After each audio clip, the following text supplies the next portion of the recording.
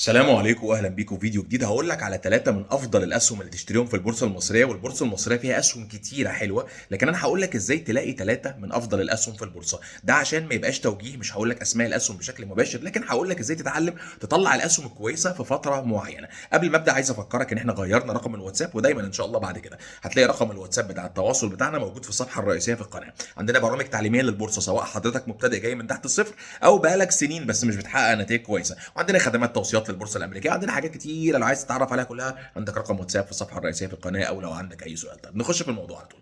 مبدئيا في مدارس كتيره للاستثمار، في مدارس كتيره لشراء الاسهم، لكن في مدرسه بتنفع حلو قوي في البورصه المصريه وعمرها ما خيبت ظنها معايا في خلال الكام سنه اللي فاتت، او اللي هم مثلا اكتر من 10 سنين الحمد لله مكاسب جيده جدا. اول حاجه، انا بلعب في البيج كابس، بس الاسهم القيمه السوقيه بتاعتها الكبيره. مش معنى كده ان السهم القيمه السوقيه بتاعته صغيره ان هو سهم وحش، ولكن انت مجرد ان انت تدخل في البيج كاب انت شلت ريسك كبير جدا جدا جدا مش موجود في السمول كابس. ولو انت مش عارف بتعمل ايه، او لو انت جديد، او لو انت مش بتكسب، او لو انت بتخسر وبتعمل نتائج وحشه، يفضل تشتغل في البيج كابس، لان انت لسه مش عارف تدير الريسك بتاع المحفظه بتاعتك كويس، فبتحاول تقلل الريسك قدر المستطاع. ودي رقم واحد. رقم اتنين، هي تبان بديهيه جدا بس ناس كتيره جدا ما بتعملهاش.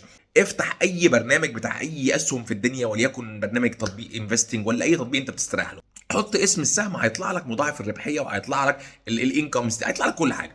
بص بس على مضاعف الربحيه وما تبصش حتى على الرقم. انا بس مش طالب منك غير تشوف جنبه سالب ولا موجب. جنبه سالب الشركه دي بتخسر، ممكن تعوض وممكن تبدا تكسب ممكن، لكن في النهايه ده مش مضمون. وانت لو انت مش عارف بتعمل ايه قوي، ولو انت مش محترف، ابعد خالص عن اي سهم بيعمل خساره وخليك في الاسهم الكسبانه. ده ينقلني بقى للنقطه رقم ثلاثة.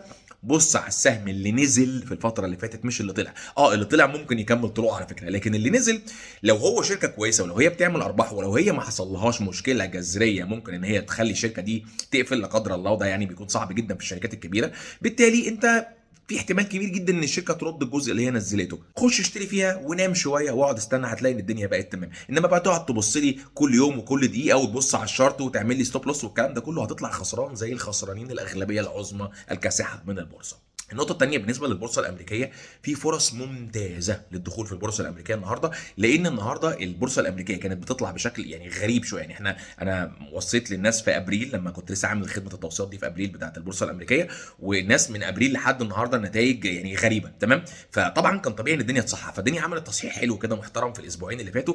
فأحلى وقت تخش فيه بورصة بتطلع هو وقت التصحيح، لأن البورصة إن شاء الله هي مكملة كده كده، فبالتالي أنت بتدخل في الوقت اللي فيه التصحيح علشان تقلل الريسك قدر المستطاع، لان بعد التصحيح بيكون صعب يحصل تصحيح تاني، او الا بقى لو انت حظك وحش قوي حصلت حرب ولا حصلت حاجه. لكن في جميع الاحوال لو انت مستثمر متوسط حتى الاجل مش طويل الاجل، حتى لو انت بتلعب في الاسابيع مش بكلمك على السنين، لو انت طويل الاجل، لو انت عارف بتعمل ايه، لو انت متوسط الاجل، بيكون بالنسبه لك اي نزله هي فرصه للشراء وفرصه للزياده في الاسهم الكويسه، علشان ان شاء الله تطلع في النهايه كسبان. عايز تتعلم بورصه صح، عايز تعرف اي حاجه عن البورصه، عندك سؤال في البورصه، عايز تبدا البورصه من الزيرو تبقى ان شاء الله محترف، او انت اصلا راجل بقالك سنين بس النتائج مش تمام، عندك رقم واتساب في الصفحه الرئيسيه في القناه.